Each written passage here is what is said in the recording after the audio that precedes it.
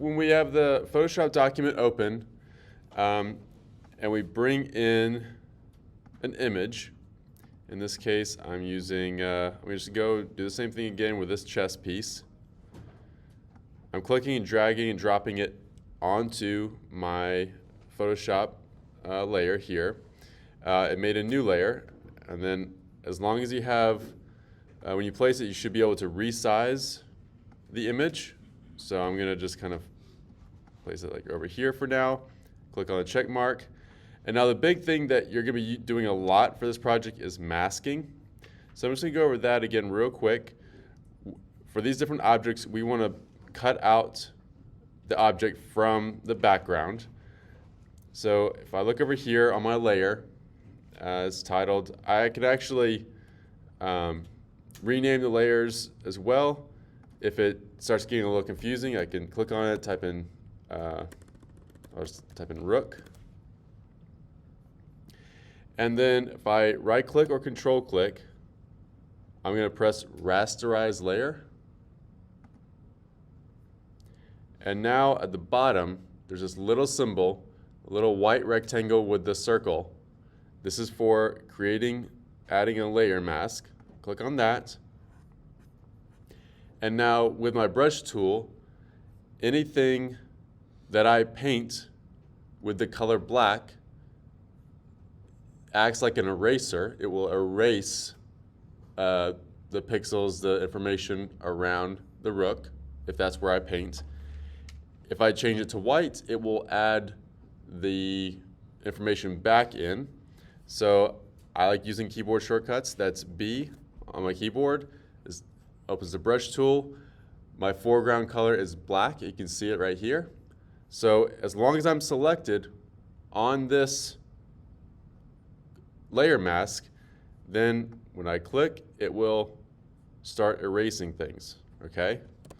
If I'm not clicked on the layer mask, let's say I've accidentally clicked on the actual layer and I'm using my brush tool, well then it's actually painting black because this is just the way the brush tool usually works. It's just when I'm selected on this little layer mask, which is the area right beside it, then when I use the brush tool, the foreground color being black will erase pixels. And then if I accidentally erase too much, I can switch the foreground color to white, and then I can start painting it back in. So it puts it back in. All right, so then you'll see it kind of gives you a little icon on the layer mask, the areas that you've erased. Now you have options for the brush tool. You can click on the brush tool options up here, the top left. If I click on the little down arrow, I can change the size of the brush. I can also change the hardness. And again, the difference between 100% and 0%, you'll see here. Oh, let me do it the opposite way. So this is a brush with 100% hardness. You can see this really sharp edge versus 0% hardness. And now it's a soft edge, okay? And then you might not use either 0 or 100. You might find that 23% hardness works best for what you're doing. You're gonna need to zoom in. The other good thing about using the brush tool is that you can say this area here, the piece is actually hollow. You don't have to do it just around the edge. In fact, I expect you to cut out even interior transparent places. So for example, this area of the rook, it's hollow, I can see through it. So I'm gonna zoom in. I'm gonna make my brush smaller, which is the left bracket on the keyboard. And then I'm going to erase this section right here. But now notice, because I have my hardness way up, it's way too soft, and it's overlapping with some of the edges. So I'm gonna put my hardness up to, let's say 81%. Maybe make my cursor a little bit smaller. And then I can come in here and erase this area inside the hollow part of the rook.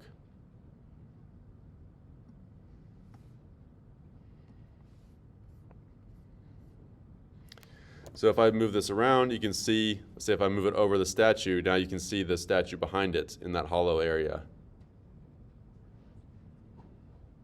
So because I've erased it, everything behind any layers below it, I'm going to see behind it, okay? So let's cover something new that we did not look at last class. So if I can get everybody's attention, because this is important, this is a new technique that we have not looked at. It actually is a little bit obscure technique. You may, even if you have Photoshop experience, you may not be familiar with it unless you've taken this class or you've watched other tutorials. So you may notice when you start bringing all these different objects in, they may look different. So depending on the lighting that you chose, depending on the texture of the object, like this is a very shiny chess piece that has these strong highlights on the side. This one is a more kind of dirtier matte texture. To make all these different objects fit together with a more consistent look, you can do something called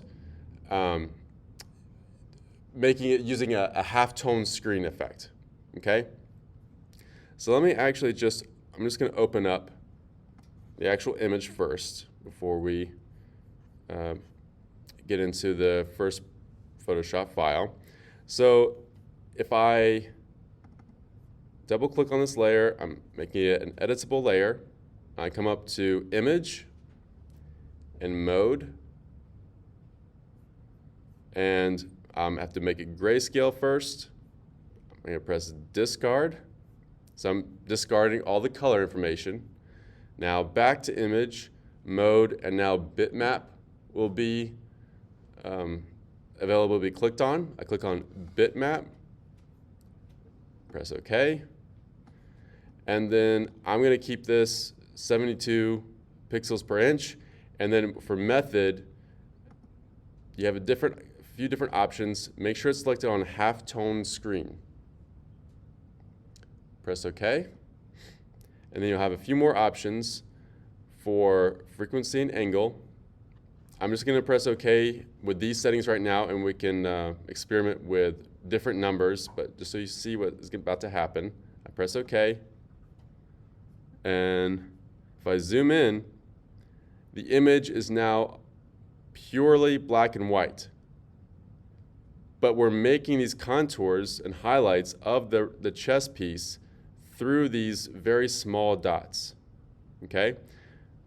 And I zoom out. If I zoom out so far, I can't see the dots anymore. It looks like, a normal black and white image of this chess piece. But there's actually no grays. Even though this looks gray, it's just because all the dots are blending visually. And if I zoom in, you can see there's actually no grays. It's just black and white. Okay? Now, the effect that you may be going for, especially with this project, is not to have the dots so small. Okay? So if I come back, so I undid Control or Command Z, that process I just did. I'm going to go through it again, because now let's change this to 30. Okay. Okay. Now they start looking more almost like Tetris pieces. So you can start getting a different effect. But if you want them bigger, I undid that. It's going to take, these are some adjustments.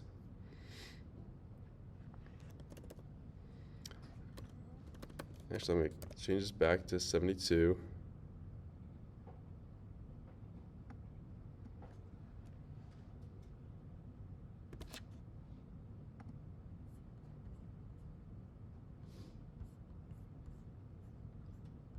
So now you might start recognizing this type of pattern. You may have seen it in different types of printing processes.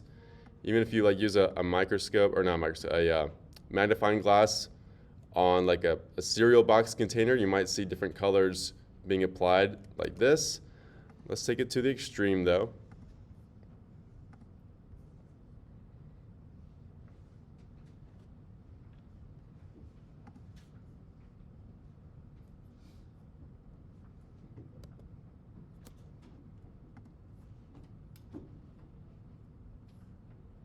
So now this is more of a stylized version. I mean, we can clearly see the effect. The dots, the white and black dots, are very large. We don't see the chess piece with the same amount of detail, but it just has a different look, right? And maybe we use some of this if all of our objects use a halftone screen pattern, then they're all going to start looking like they're existing in the same world. Instead of an image that you took on a desk somewhere with bright light next to an image that you took on carpet, even though you're going to erase it, maybe the light is more dull. By adding this effect, they'll all have the same kind of general aesthetic. So consider using this in your project. Now, I just used this on the actual image file. So let's say you've already put an object in here that you have a mask on. So I did the layer mask on this chess piece last class, but let's say I want to go ahead and add that effect to this layer. So I find the layer, the correct layer over here. I'm going to right click, and I'm going to convert to Smart Object, and then click again. Let's rasterize.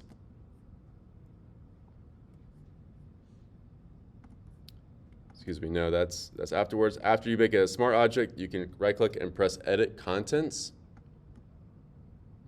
This will bring up just that layer in a new Photoshop tab so that you can basically isolate a specific layer and edit it individually.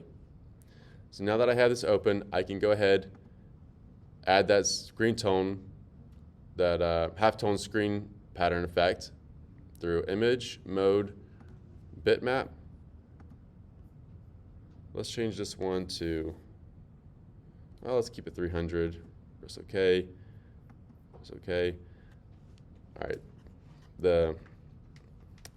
We're really stylizing this one. That's OK, just for the effect of it.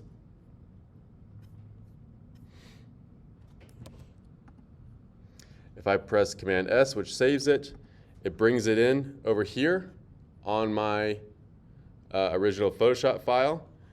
But now notice it added the white layer around it, so now we want to get rid of it. However, because it's purely black and white, it's very easy to get rid of either just the white or just the black. So I'm going to right click again. I'm going to press Rasterize Layer. And then I can come up here, however, the Magic Wand tool. If I click on the Magic Wand tool, and tolerance should be fairly low. I'm going to change this to 15. It's basically telling me how much the difference between black and white I want to choose. If I click anywhere, I make sure I'm selected on this layer. If I click anywhere on the white area, it's going to select all the white pixels. So I click on it, select all the white pixels. Now I can press Delete on my keyboard. I'm going to deselect. And now this is just the black pixels. So everything that was white is now basically transparent. So if I move it over, you can see the statue through the little holes on the chess piece. Now obviously this one is very, the resolution we used for getting this effect heavily made it distorted, but this is a good way to show the effect that we're going for. Versus when we first did it, the little dots were so small you could barely see them. So that's how you get the difference. So if I did the same thing with the statue, they all might start fitting and existing together a little more neatly. Okay? Any questions about using that effect? I am doing a screen recording now, so it will be online within the next few days. There are plenty of YouTube tutorials. Just type in halftone screen effect in Photoshop on YouTube, and if you need to go over that again, You'll be able to find plenty of those, okay?